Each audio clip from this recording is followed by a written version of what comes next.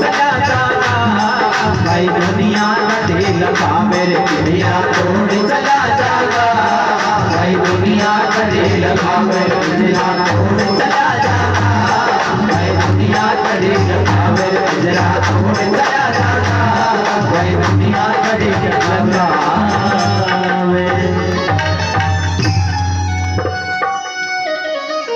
बोले बांके बिहारी लाल की बोली का आपने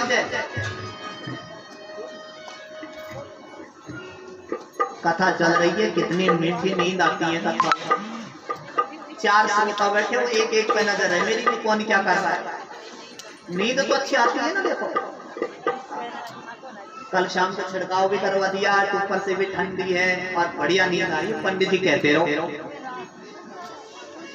सोने तो नहीं दूंगा चाहे कुछ भी हो जाए। और जय बोलवे को नंबर आयो जब एक दूसरे के मुंह में देखें यही बोल दे ऐसे। बोली बांके बिहारी लाल की जय। आत्मदेव जी को समझाया आत्मा के प्रति जिसका ज्ञान हो जाए वो ही आत्मदेव है। आत्मदेव जी को जब ज्ञान हुआ सज्जनों वन में गए और भागवत जी के दशम स्कंद का पाठ किया। द्वादश अक्षर मंत्र का जाप करते करते अपने देह की निवृत्ति हो गई और अपने संसार को छोड़ करके भगवान के धाम की ओर चले गए। भाई जो था गोकर्ण धुंधकारी का वो चला गया तीर्थ यात्राओं में। अब तो धुंधकारी का अकेले का ही घर में राज्य। 5-5 वैश्याओं को लिया है, वैश्याओं की संगति करने लग गया धुंधकारी। और जो इंसान वैश्याओं की संगति करता है ना उसके काया से काम जात, गांठों से दाम जात, सुयश का नाम जात, ईश्वर की प्रीत जात, वैश्या के प्रसंग से। 5 वैश्याओं को ले आया घर में, उनका संग करने लग गया। आदरणीय सूत जी महाराज कहते हैं ये 5 वैश्याएं बड़ी खतरनाक है, हमेशा बच के रहना इन 5 वैश्याओं से। संतों ने बताया इस बात में ये 5 वैश्याएं हमारे पास भी हैं, लेकिन गुरु की संगति में आकर के हम इन वैश्याओं की संगति से बच सकते हैं। ये 5 वैश्याएं हैं रूप, रस, गंध, शब्द और स्पर्श। वैश्याएं तो किसकी होती है? उनको तो धन चाहिए। और जैसे ही धुंधकारी लूट कर सामान जो लेकर के आता चोरी डकैती से, कई बार तो पकड़ा गया। वैश्याओं ने सोचा रे राजा ने इसको दंड दिया और हमको दंड दिया तो परेशानी हो जाएगी। उन वैश्याओं ने क्या किया मेरे सज्जनों, सोते हुए धुंधकारी को रात्रि में चारपाई से बांध दिया। धन जो लेकर के आया था वो धन इकट्ठा करके रख लिया चारपाई से बांध करके, और जब चिल्लाने लगा वो धुंधकारी तो जलते हुए आंच के अंगारे उसके मुंह में डाल दिया। और जब वो मर गया तो उसी महल में गड्ढा खोद करके और वहीं पर गाड़ दिया और सारा धन लेकर के वैश्याएं चली गई। अब जीवन को उसका बीता बुरे कार्यों में, मरने के पश्चात में उसी महल में एक महान भूत प्रेत की योनि में बन करके पड़ा है। माँ जो थी वो भी कुएं में कूद कर आत्महत्या कर गई थी। कुछ समय बाद में गोकर्ण जी को जब पता चला तो गोकर्ण जी आए रात्रि के 12 बजे गांव में आए गोकर्ण जी महाराज। देखो एक संत के लक्षण, संत किसे कहते हैं? कार्यामि साधयामि इति जायते साधु।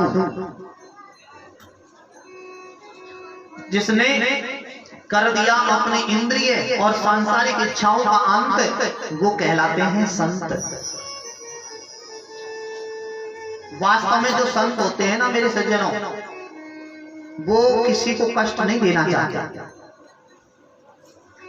जो बिगड़े हुए कार्य को साधे वही साधु कहलाता है। साधनों की कोई साधु जो बैठकर साधना करे। गोकर्ण जी ने सोचा रे रात के 12 बज रहे हैं, अब मैं किसको जगाऊं? गांव में लोगों की निद्रा भंग होगी, सुबह सबसे मिल लूंगा।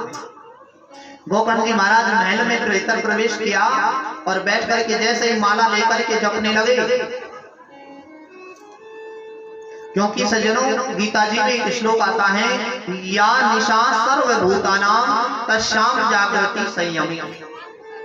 जब सारी दुनिया सोती है ना, उस समय संयमी पुरुष एकांत में बैठ करके भगवान का भजन करते हैं। माला लेकर के हाथ में जैसे ही भगवान का भजन करने लगे तो उस महल में अनेकों प्रकार के उपद्रव पैदा हो गए। शक्रंच मेधा शक्रंच हस्ती शक्रंच इंद्रो शक्रंच अग्नि। कभी कभी उनके सामने उस महल में हाथी के रूप में प्रकट हो जाता, कभी अग्नि के रूप में प्रकट होता, कभी भेड़ के रूप में प्रकट होता। धुंधकारी ने सोचा रे मैं राम राम राम ये क्या देख रहा हूं इस महल में।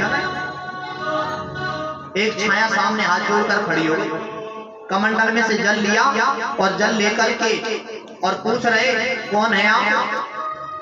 अब बोले कैसे, क्योंकि वैश्याओं ने जलते हुए मुंह में आग के अंगारे डाल दिए तो कंठ को अवरुद्ध हो गया। जल अग्निकृत करके जैसे उसके ऊपर छिड़का, उसकी वाकवाणी खुल गई सज्जन। और वाकवाणी खुलते ही उसने कहा, अहं भ्राता त्वदयोऽस्मि धुंधकारिति नामतः स्वकीयेनैव दोषेण ब्रह्मत्वं नासितं मया। मैं आपका भाई धुंधकारी।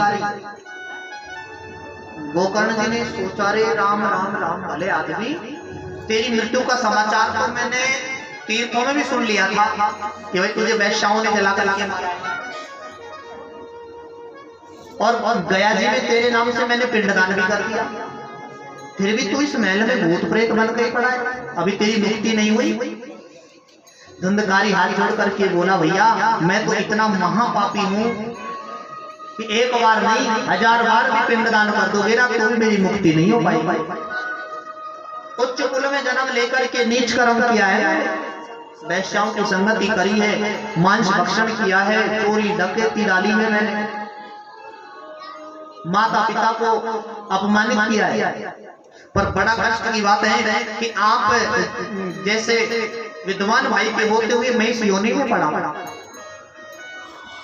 गोकर्ण जी ने कहा, चिंता मत करो, मैं तुम्हारी मुक्ति का कोई ना कोई तो उपाय सोचूंगा।